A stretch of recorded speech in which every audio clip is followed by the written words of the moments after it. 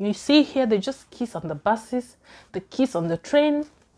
In fact, you're just walking around. If you're a single person, you just walk around seeing the all over. Trust me, you will feel more lonely, okay? You will feel more lonely. So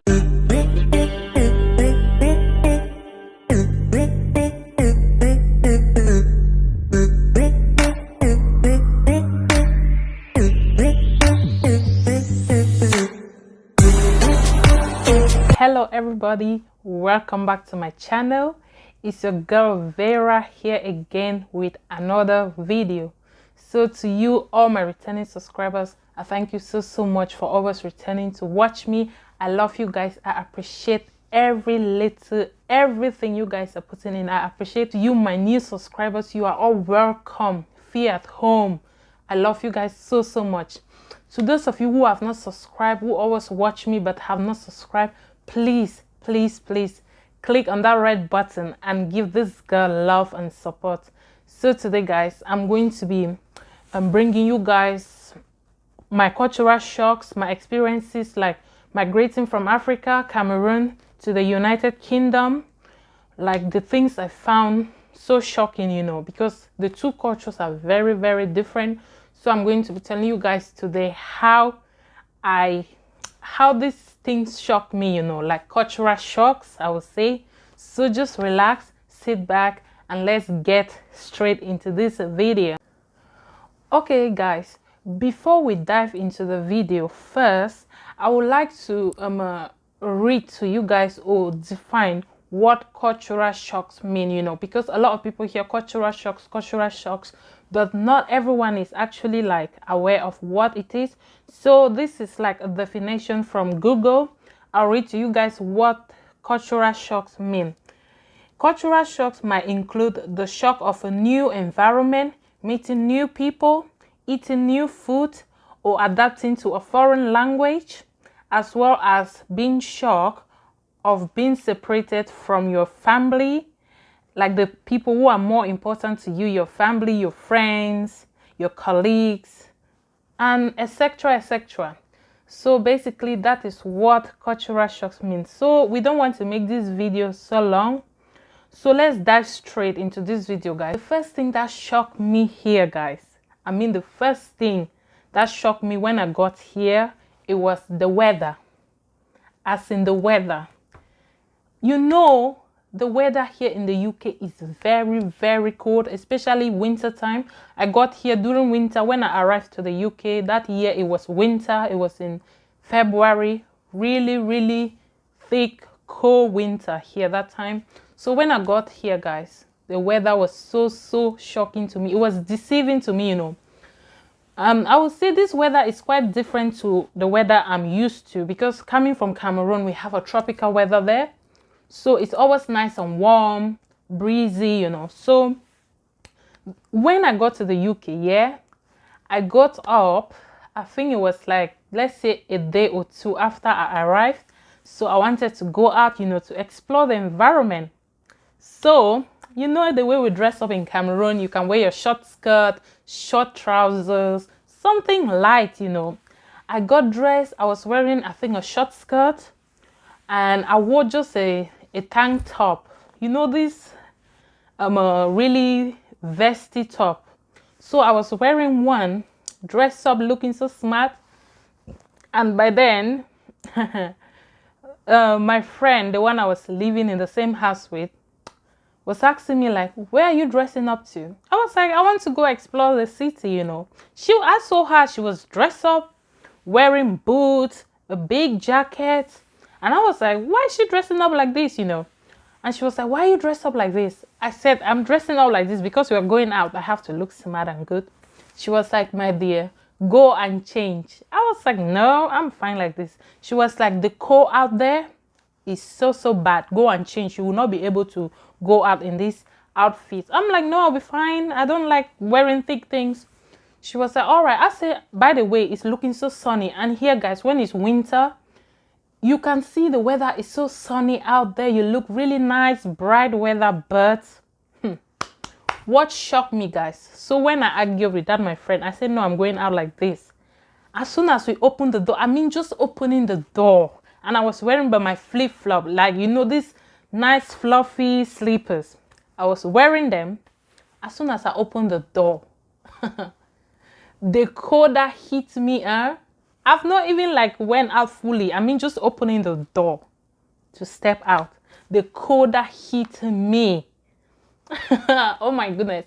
I had to run back inside. I was screaming. I said, no, no, no, please look for something nice and warm. Let me wear. She's like, no, let's go out. You go like that. I said, no, my dear. The cold is too much. I cannot go out like this. It's freezing. And by the way, you know, when traveling from Africa, coming to the UK or anywhere in Europe, trust me, guys, you need to be prepared to be able to wear thick things like big jackets, boots, like those warm clothes. Back home, I don't like those things. I like just wearing something so light, you know. But no, when you come here, it's different. That was number one shock for me. The weather, the freezing weather was a shock to me. Number two thing, sorry, I made my notes, so I'll be just looking down on my book. The second thing that shocked me when I got to the UK was seeing little kids calling their elders by their names. As in, you see a child, like let's say a 5-year-old or 3-year-old, 4-year-old, a teenager, let me just say, they will be calling an elderly person, somebody old enough to be their mom, somebody old enough to be their dad, or even their grandfather. They call them by their names. As in, if your name is Peter, they call you Peter. If your name is Mercy, they call you Mercy. They don't like, you know, for us, we say auntie, uncle, but no. Where I'm coming from in Cameroon, whether it's your biological auntie or your biological uncle, if it is not, you have to always address them as uncles and aunties. You know, we are raised up that way. It's our culture. You have to call them by you don't call them by their names. But here in the UK, it's different. You call them by their first names. You don't call, if you call them auntie, they'll be looking at you like, excuse me, I'm not your auntie. They will tell you direct, I'm not your auntie or I'm not your uncle. So that was another shock for me. We go to the third shock. The third shock for me was this whole thing of people kissing on the streets, in public. You see two little people, a little girl and a little boy, teenagers, kissing on the street publicly. I mean, like locking lips in public. And there are people just passing by, minding their own business. Oh my God. Where I'm coming from, our culture, are you crazy? The only time you see people kiss in public from where I'm coming from is when they are doing their wedding. You know, when the pastor say, you cannot kiss the bride. That is when you see them kiss in public. Are you crazy to kiss in public? If you try that, where I'm coming from, the whole quarter, the whole area, they will just be talking about you. In fact, the names calling, the names they are going to give you, the disrespect, even your parents will be so ashamed of you, you know. So we are not raised up in that way to be kissing in public. You see here, they just kiss on the buses, they kiss on the train. In fact, you're just walking around. If you're a single person, you just walk around seeing the all over. Trust me, you will feel more lonely, okay? You will feel more lonely. So that was a huge cultural shock to me when I came to the UK. Now we're going to the fourth cultural shock. For me, it was smoking in public, as in just having cigarettes anywhere in public. Here in the UK, it's so common. People smoke everywhere. Whether it's a teenager, as long as you have reached the required age of smoking, you're free to smoke anywhere in public. If you want to smoke on the street, you want to sit down and smoke, people passing by, you smoke, do your thing. Nobody is going to question you like, why are you smoking, you know. But where I'm coming from in Cameroon, You see, smoking for us, people see it as a taboo, you know. Like when they see you smoking, they give you all sort of names. Like, in fact, they already labeled you a bad child. When you're smoking cigarettes, you're already labeled a bad child. So for us, people smoking, you know, they kind of do it in hidings. They don't smoke like openly. So I was shocked. The first time here, I was shocked. I was standing by my window and I saw two little girls. They were having a cigarette just next to my window. And I was like, huh? These two little kids smoking. And I wanted to tell my friend, I was like, I'm going to tell them off, you know. She was like, no, don't do that. It's their thing. They're used to it. It's the way they are raised up, you know. It's normal for them to smoke like this in public. They don't mind. I was like, whoa, this is interesting. So the next one was about telling people you don't even know, as in you just meet a stranger, you guys chat, telling people your age. I mean, as in your real age. It was a shock to me, you know, because in Cameroon, for people to tell you their age, as in their age, it's like a big thing, you know. It's like, in fact, people are so, I would say they're ashamed to tell people their real age. They keep it secret. Reasons, I don't know. But here in the UK, like at workplace, everywhere, your colleagues, friends, like people you just meet, like, you know, you get to interact with them. It's so normal for us. It's so normal to ask like, how old are you? And they'll tell you 26, 25, 30, you know. It's very normal thing. They just tell you their age openly. No stress, nothing like, I'm young, I'm old enough. No, they tell you straight. If I'm 18, they tell you. If I'm 17, tell you straight away in your face. So they don't hide their age or their ages. So that was actually cute. Like, I like it because I love telling people my age, my real age. So the next one is how easy it is to order stuff from online, guys. That was another thing for me, you know. When I just came here and I needed a few things, and my friend was like, we can order online. I was like, online? You pay online and they come and give you in your house? She was like, yes. I was like, whoa, this is strange.